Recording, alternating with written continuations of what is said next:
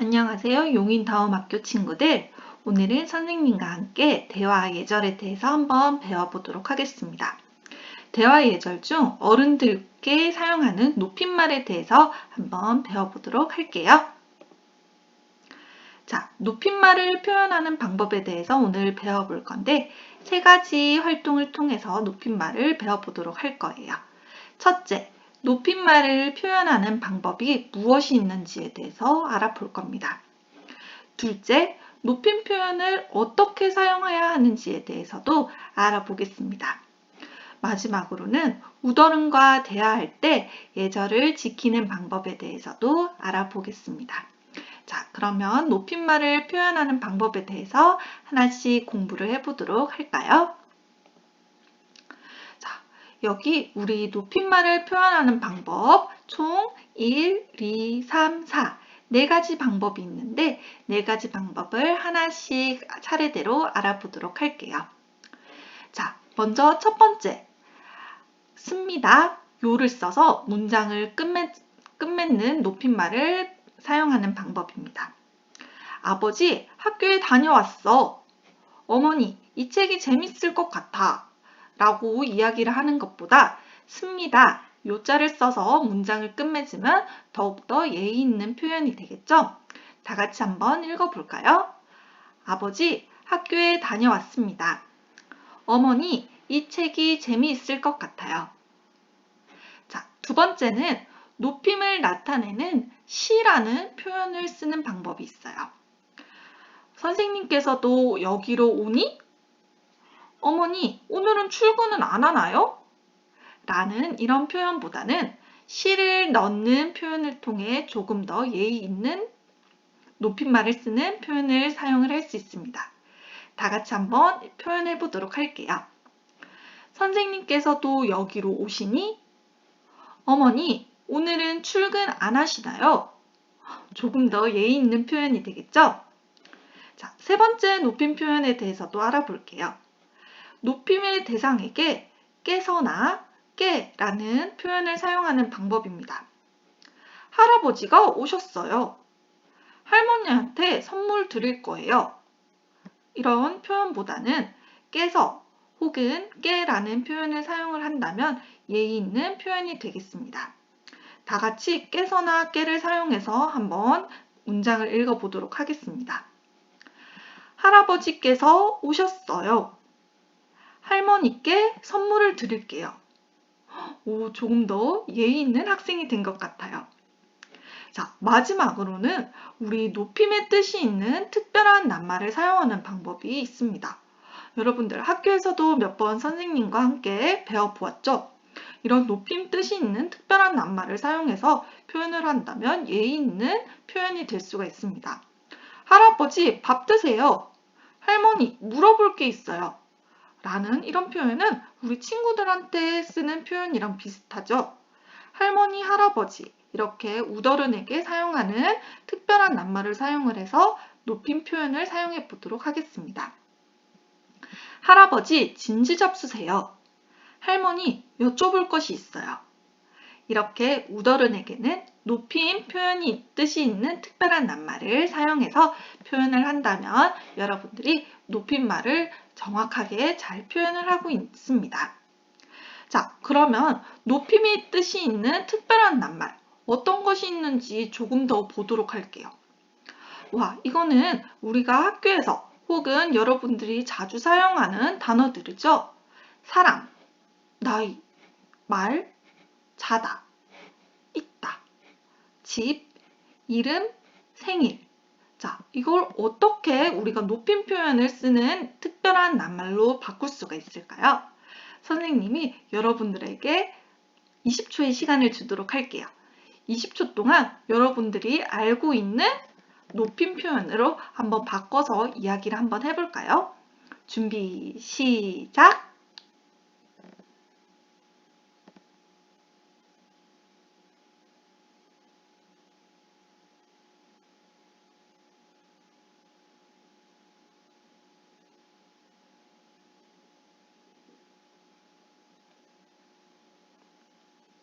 자, 여러분, 여기 낱말 중에서 여러분들이 바꿔서 표현해본 낱말들이 있나요? 자, 그러면 선생님과 함께 하나씩 확인해 볼까요? 자, 우리 사람은 저기 저 사람이라고 이야기를 하는 것보다 어른에게는 분이라고 표현을 하는 게 맞습니다. 저기 저분이라고 표현을 한다면 조금 더 예의 있는 표현이 되겠죠? 자, 그리고 나이라는 이 표현을 어른들에게 표현을 할 때는 할아버지 나이가 몇 살이니? 라는 표현보다는 할아버지 연세가 어떻게 되시니? 라고 표현을 하는 게 더욱더 좋습니다. 세 번째, 말. 어른들이 쓰는 말은 말이라고 표현을 하는 것보다 말씀이라고 표현을 하는 게 조금 더 예의 있는 표현이겠죠? 할아버지가 자다. 할아버지가 자고 있어. 라고 표현을 하는 것보다 할아버지가 주무시고 계셔. 라고 표현을 하는 것이 높임말을 적절히 사용을 하고 있는 것입니다. 다음으로는 있다 라는 표현인데요. 자, 있다라는 표현보다는 어른들에게는 계시다 라는 표현을 사용을 하는 것이 더욱더 올바르게 사용하는 표현입니다. 자, 여러분들 집이라는 표현을 많이 쓰죠. 할아버지 집이 어디야? 라고 표현을 하는 것보다는 할아버지 댁이 어디니? 라고 표현을 하는 것이 더욱더 좋습니다. 자, 그리고 여러분들 친구들에게 이야기를 할 때 너 이름이 뭐니? 라고 표현을 할 수 있지만 할아버지, 할머니, 그리고 옆집 아주머니 혹은 선생님께 이름을 여쭤볼 때는 이름이 아닌 성함이라는 표현하는 낱말을 쓰면 더욱더 예의 있는 표현이 되겠죠? 마지막으로 우리 여러분들이 많이 불렀던 생일 축하 노래 생일 축하합니다 라는 표현보다는 어른들에게 그 노래를 불러드릴 때는 생신이라는 표현을 쓰는 것이 더욱더 좋습니다. 자, 그러면 여러분들 다 같이 어른들에게 생일 축하 노래를 한번 불러볼까요? 생신 축하합니다 라고 불러드리는 게 더욱더 좋겠죠? 좋아요. 여러분들이 높임말을 표현하는 다양한 특별한 낱말들을 배워보았어요. 자, 그러면 이제 여러분들이 직접적으로 여기 옆에 있는 만화를 보고 높임 표현을 한번 사용해서 보기에서 찾아보도록 하겠습니다. 자, 선생님이 첫 번째 상황 그림을 주었어요. 자, 선생님께서 남학생에게 수연이가 교실에 들어오면 오라고 하렴 이라고 이야기를 했어요. 자, 남학생이 수연이에게 가서 어떻게 전달할 수 있을까요? 선생님께서 너 오라고. 자, 여러분, 선생님이 답을 이야기하기 전에 여러분들이 여기 5가지 보기 중에서 하나를 손으로 짚어보도록 하겠습니다. 골라보았나요? 자, 그러면 정답을 다 같이 확인해 볼까요? 선생님께서 너 오라고 하셔. 맞아요. 여러분들 잘 골라보았나요? 아, 잘못 고른 친구도 있을 수 있겠지만 선생님과 하나씩 배워나가면서 정확하게 높임 표현을 사용하는 방법을 써보도록 할게요. 선생님께서 너 오라고 했어 라는 이 표현보다는 선생님께서 너 오라고 하셔 라는 표현이 정확한 표현입니다. 자, 그러면 두 번째 상황으로도 한번 넘어가 보도록 하겠습니다. 자, 두 번째 상황은 아빠께서 뭐라고 친구들에게 이야기를 해주셨어요. 얘야, 함께 시장에 가자. 장바구니 챙길래? 라고 아빠가 이야기를 하셨죠. 자, 여학생이 잘 못 들었나 봐요. 아버지께서 뭐라고 하셔? 라고 했더니 남학생이 대답을 해주었습니다. 여러분이 남학생이라면 어떻게 표현할 수 있을까요? 한번 첫 번째, 아버지. 두 번째, 장바구니 챙기라고?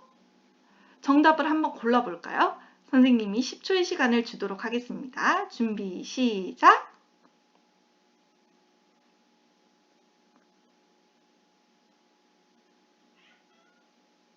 잘 찾아보았나요? 아버지께서 장바구니 챙기라고 하셨어가 정답이죠.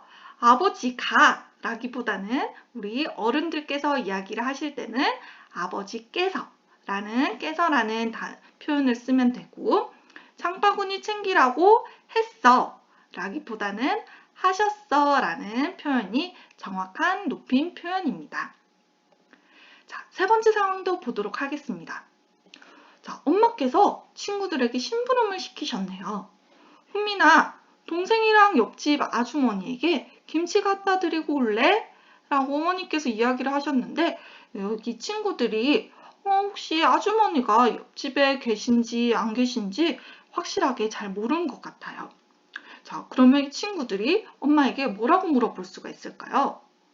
네, 그런데 옆집 아주머니가 집에 찾아볼까요? 보기에서 하나 골라보도록 하겠습니다. 자, 네, 그런데 옆집 아주머니가 집에 있을까요?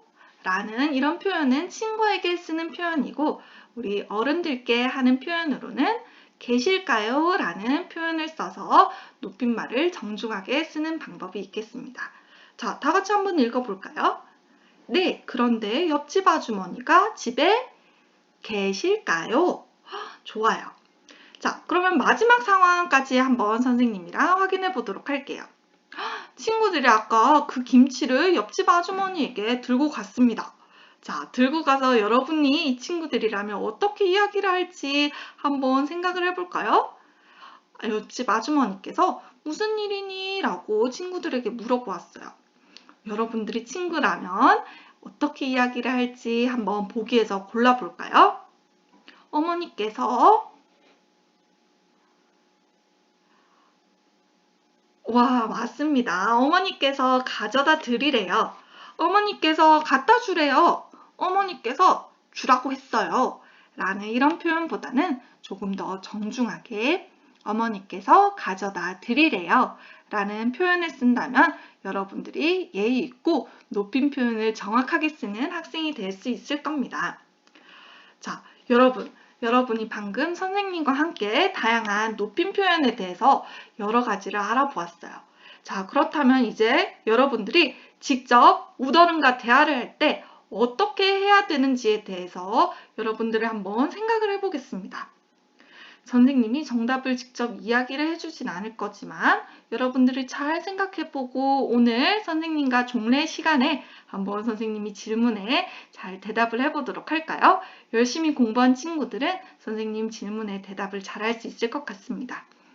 자, 정음아, 할머니께서 이야기를 하셨죠? 정음아, 무엇을 그렇게 재밌게 보니? 라고 이야기를 했는데 정음이가 뭐라고 대답을 했죠? 다 같이 읽어볼까요?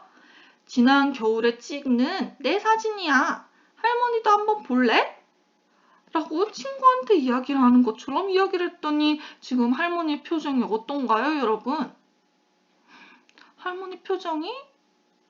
맞아요. 화가 나셨죠? 자, 이 할머니의 표정이 왜 화가 나셨을까요? 지금 정음이의 자세가 어떤가요? 할머니가 이야기를 하시는데 할머니를 쳐다보지도 않고 엎드려서 핸드폰만 계속 보고 있죠. 그리고 우리는 오늘 여러분들 높임 표현을 배웠는데 정우미는 지금 내 사진이야. 할머니도 한번 볼래? 라는 친구에게 대화하는 이런 표현을 썼어요. 자, 여러분이 정음이라면 이런 표현보다 어떤 표현을 써서 할머니께 대답해드리는 것이 좋을지 여러분들이 한번 잘 생각해서 연습을 해보도록 하겠습니다. 자, 집에 혹시 어른들이 계신다면 엄마와 혹은 아빠와 함께 연습을 해본 다음에 선생님이 나중에 종례 시간에 질문을 하면 대답을 열심히 해주는 용인다음학교 학생들이 되어보도록 하겠습니다. 자, 그러면 이제 우더른과 대화할 때 여러분들이 어떻게 해야 되는지 집에서 연습해 보도록 할게요. 선생님과는 이제 종례 시간에 만나도록 하겠습니다. 안녕!